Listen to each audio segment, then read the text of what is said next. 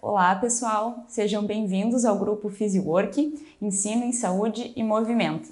O meu nome é Raquel Stocker Pérsico, eu sou nutricionista, me formei em 2016 pela Universidade Federal do Rio Grande do Sul e depois eu fiz uma especialização, eu fiz residência em paciente adulto crítico pelo Hospital de Clínicas de Porto Alegre.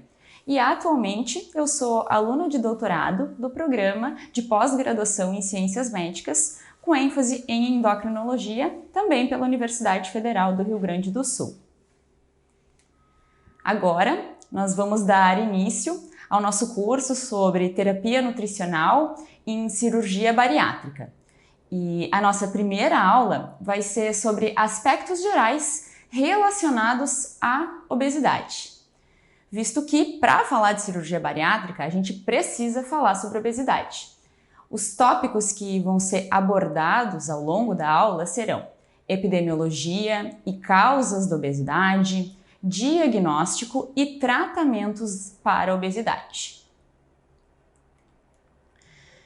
O sobrepeso e a obesidade são definidos como um acúmulo anormal de gordura corporal que apresente riscos à saúde do indivíduo. Isso é uma definição da Organização Mundial da Saúde. E agora eu trago dados importantes que desde 1975 a prevalência mundial de obesidade praticamente triplicou. Em 2016, cerca de 39% dos indivíduos adultos apresentavam sobrepeso e 13% eram classificados como obesos. A prevalência de obesidade de 1975 para 2016 entre crianças e adolescentes de 5 a 19 anos aumentou de 4% para 18%. Então, como nós podemos ver, é um aumento bem expressivo. Nesse slide, eu trago duas imagens, a figura A e a figura B. A figura A representa o percentual, a prevalência de obesidade em 1975 e a figura B em 2014. E as áreas em azul, elas têm maior prevalência de obesidade, representam áreas de maior prevalência de obesidade do que as áreas em verde. E quanto mais escuro o tom de azul, maior a prevalência de obesidade. E o que é que nós podemos observar de 1975 para 2014? Exatamente o que eu acabei de falar, um aumento expressivo dessa prevalência. A gente pode observar também que se a gente olhar mais para as Américas, cerca de 62% dos adultos apresentavam sobrepeso ou obesidade em 2014. Agora eu vou trazer dados mais relacionados ao nosso país, dados relacionados ao Brasil. Vou trazer dados do Vigitel de 2018. E para quem não sabe, o Vigitel é um sistema de vigilância epidemiológica que analisa fatores de risco para a ocorrência de doenças crônicas não transmissíveis de indivíduos adultos acima de 18 anos. E o Vigitel é uma pesquisa que é realizada por via telefônica nas capitais brasileiras. Aqui eu trago alguns dados relacionados ao excesso de peso. A prevalência de excesso de peso em 2018 foi um pouco maior entre homens, variando de 49% a 67%, do que entre as mulheres, que variou de 44% a 58%. Já quando analisados os dados relacionados à obesidade, se observa uma diferença pequena entre os gráficos. A prevalência de obesidade em homens foi de 18,7% e entre as mulheres um pouco mais elevada de 20,7%.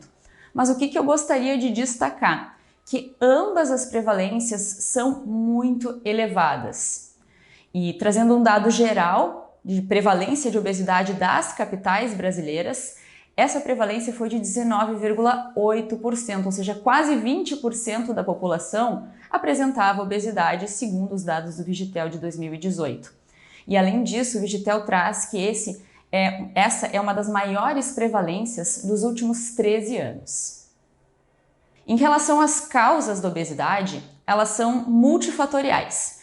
A obesidade pode ter causas biológicas, causas ambientais, comportamentais, e eu vou falar um pouquinho sobre cada uma delas. As causas biológicas, entre elas, nós temos a resistência à leptina, que é responsável por uma diminuição do apetite. Sendo assim, se nós temos uma resistência à leptina, ocorre uma diminuição da sensação de saciedade. Uma menor concentração de neuropeptídeo YY, que também está relacionado com uma menor sensação de saciedade. Indivíduos que têm um esvaziamento gástrico mais rápido. Além disso, fatores relacionados à gestação, como por exemplo, obesidade materna, ganho de peso excessivo durante a gestação e um excesso de peso ou um baixo peso ao nascer. Também pode ser um fator de risco para a obesidade. Além disso, nós temos também alterações hipotalâmicas em vias orexígenas, vias anorexígenas, presença de hipotireoidismo, síndrome dos ovários policísticos, que ao certo não se sabe se é causa ou consequência da obesidade, síndrome de Cushing, entre outras. Alterações de microbioma também podem contribuir para a presença de obesidade. Raça, sexo, como nós sabemos, homens têm um maior gasto energético do que mulheres, o que pode contribuir para uma maior prevalência de obesidade no público feminino. Também a idade é um fator que pode contribuir para o ganho de peso, à medida que a gente sabe que com o passar do tempo, à medida que a idade aumenta, o nosso gasto energético diminui. A presença de menopausa e também indivíduos que apresentem limitações físicas e que impeçam, a realização de atividades físicas. Em relação aos fatores ambientais, nós temos o status socioeconômico. Se sabe que indivíduos mais pobres ou que tenham menor poder aquisitivo apresentam maiores prevalências de obesidade. O grau de escolaridade também está relacionado, visto que essas pessoas, esse público, acaba buscando alimentos mais palatáveis, que tenham um valor calórico mais elevado e um menor valor nutricional, uma biodisponibilidade de nutrientes menor. Todos esses fatores acabam favorecendo o aumento da ingestão desse tipo de alimento. Além disso, a maior disponibilidade de alimentos que nós temos atualmente, uma menor frequência de realização de refeições em domicílio, as pessoas têm cada vez menos tempo para preparar os alimentos e cada vez menos tempo também para se alimentar. Além disso, fatores como preconceito, estigma e discriminação também podem acabar favorecendo a ocorrência de obesidade, visto que levam a consequências emocionais, psicológicas que vão contribuir para uma maior ingestão de alimentos e uma menor prática de atividade física. E em relação aos fatores comportamentais, nós vamos ter o consumo excessivo de alimentos industrializados, ultraprocessados, que sejam elevados em densidade calórica, consumo excessivo de bebida alcoólica, distúrbios alimentares, como por exemplo, bulimia, compulsão alimentar, estresse excessivo, distúrbios do sono e também o próprio sedentarismo. Entre outras causas, nós temos também o uso de alguns medicamentos, como por exemplo corticoides, alguns antidepressivos, privação de sono, como eu acabei de falar, que aumenta a sensação de fome, diminui a sensação de saciedade. E um outro dado interessante é que nos últimos anos, o número de indivíduos fumantes vem diminuindo. E se sabe que a nicotina, ela apresenta um efeito termogênico e também redutor de apetite. Consequentemente, à medida que temos menos indivíduos tabagistas, o número, a prevalência de ganho, o aumento do ganho de peso, a prevalência de obesidade pode acabar aumentando. E já que a gente está falando de causas de obesidade, eu queria trazer um pouco sobre o balanço energético, que nada mais é do que a quantidade de calorias que a gente gasta e a quantidade de calorias que a gente vai ingerir. O balanço energético, o nosso gasto energético diário, ele é regulado basicamente por 3 vias. Nós temos a nossa taxa metabólica basal, que é a quantidade de energia que nós gastamos para a manutenção das funções vitais do nosso corpo, como, por exemplo, frequência cardíaca, respiratória, manutenção da temperatura corporal. E essa taxa metabólica basal, ela corresponde a cerca de 60 a 75% do nosso gasto energético diário. Em segundo lugar, nós temos o efeito térmico dos alimentos. E o que eu quero dizer com isso? É a energia que nós vamos gastar para a digestão e metabolização dos alimentos. E ela vai corresponder a cerca de 5 a 10% do nosso gasto energético diário. E por fim, nós temos o gasto energético com atividade física, que vai depender do tipo de exercício que a gente vai praticar, as condições do ambiente, a temperatura, o tempo que nós vamos ficar praticando, e ele pode contribuir em cerca de 15 até 30% do nosso gasto energético diário. Vale lembrar que existem outros fatores, como por exemplo a nossa composição corporal, a presença de maior quantidade de massa magra, que é um tecido mais metabolicamente ativo do que o tecido adiposo, vai acabar também influenciando no nosso gasto energético, e que também desregulações endócrino-metabólicas também podem contribuir para um maior ou menor gasto energético diário. A obesidade, ela pode ser responsável tanto pelo desenvolvimento quanto pelo agravamento de comorbidades. E entre essas comorbidades eu poderia citar acidente vascular cerebral, doenças cardiovasculares como infarto agudo do miocárdio, hipertensão, doenças hepáticas como por exemplo a esteatose hepática, disfunções ventilatórias, apneia do sono, asma, ocorrência de câncer, infertilidade, alterações articulares devido ao excesso de peso, resistência à insulina, presença de diabetes tipo 2 e também as dislipidemias, como hipercolesterolemia e hipertrigliceridemia.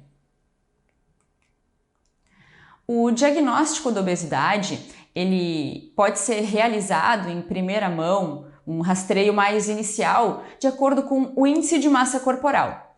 Mas existem outras medidas que a gente também pode utilizar, que são as medidas de circunferências.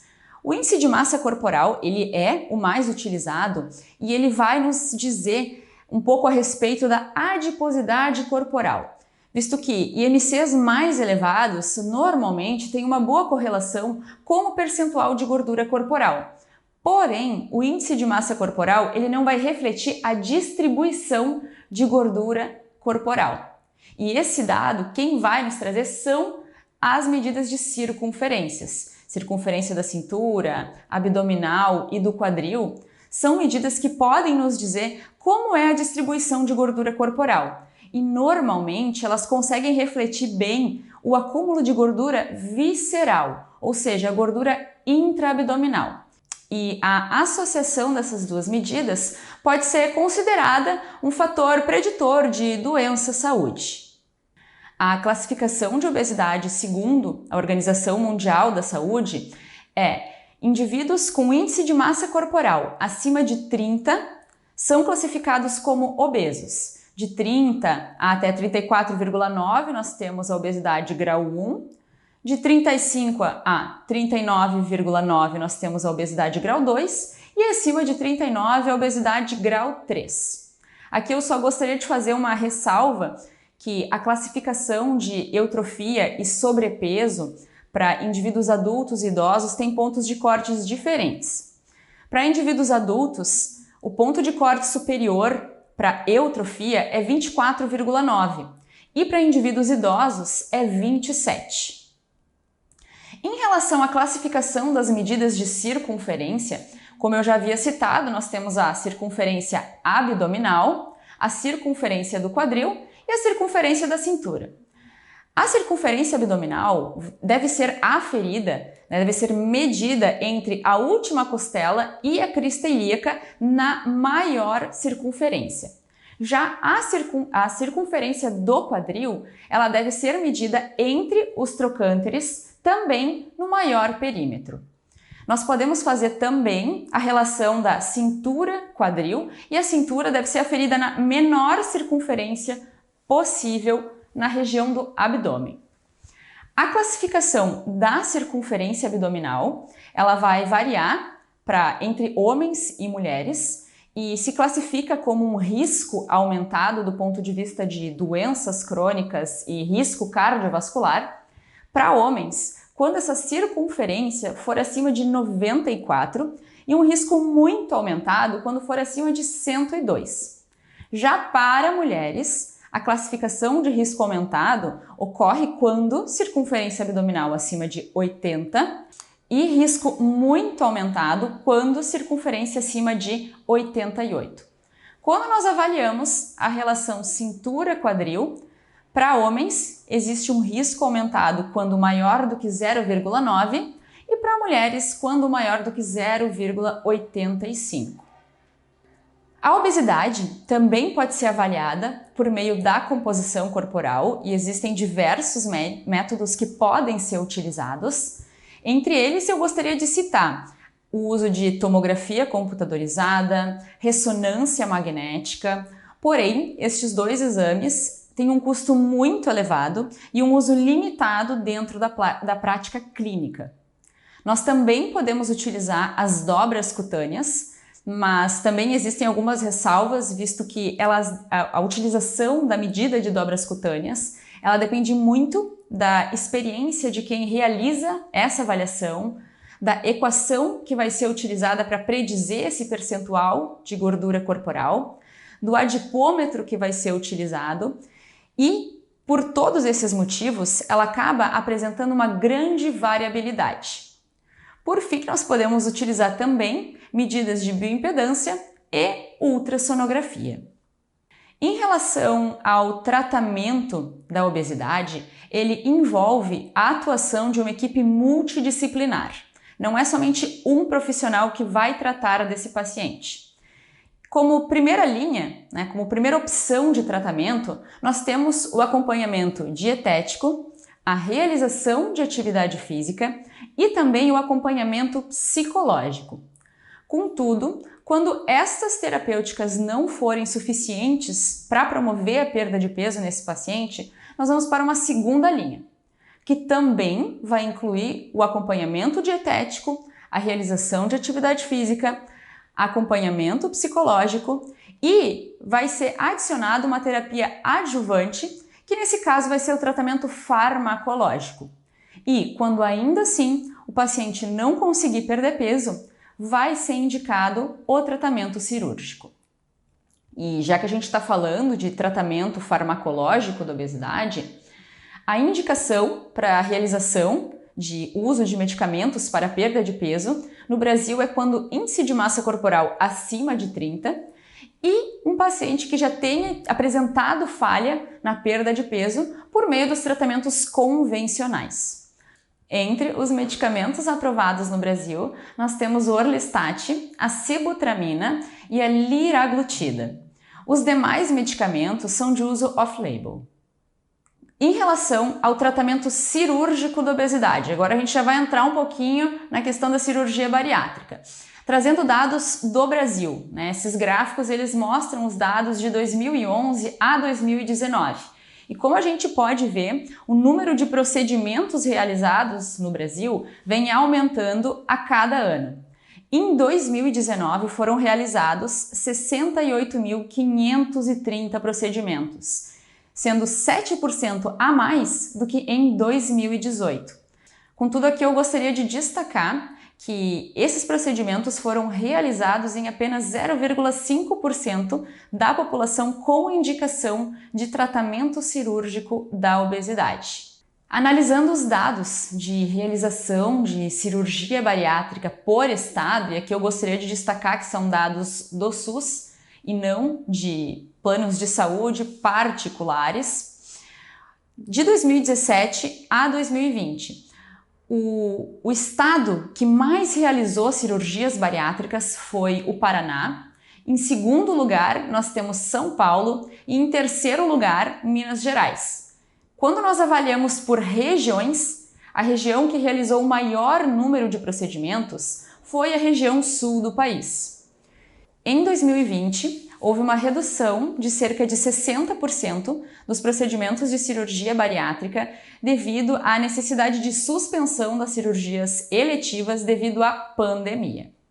Aqui eu trago um estudo, é uma revisão sistemática e meta-análise que incluiu 11 estudos, totalizando 796 pacientes, todos indivíduos obesos com índice de massa corporal acima de 30, e esses pacientes eles foram divididos em indivíduos que realizaram a cirurgia bariátrica e indivíduos que tiveram tratamento conservador para perda de peso, sendo estes pacientes acompanhados durante um período de 6 meses. E o que é que se observou? Que os indivíduos que realizaram a cirurgia bariátrica apresentaram uma maior perda de peso em relação aos indivíduos que não realizaram, que tiveram um tratamento conservador, apresentaram maiores índices de remissão de diabetes tipo 2 e também de síndrome metabólica, apresentaram aumento dos níveis de HDL, diminuição dos níveis de triglicerídeos e diminuição também das concentrações séricas de glicose. Como nós podemos ver, a cirurgia bariátrica ela foi efetiva para a melhora de diversas variáveis.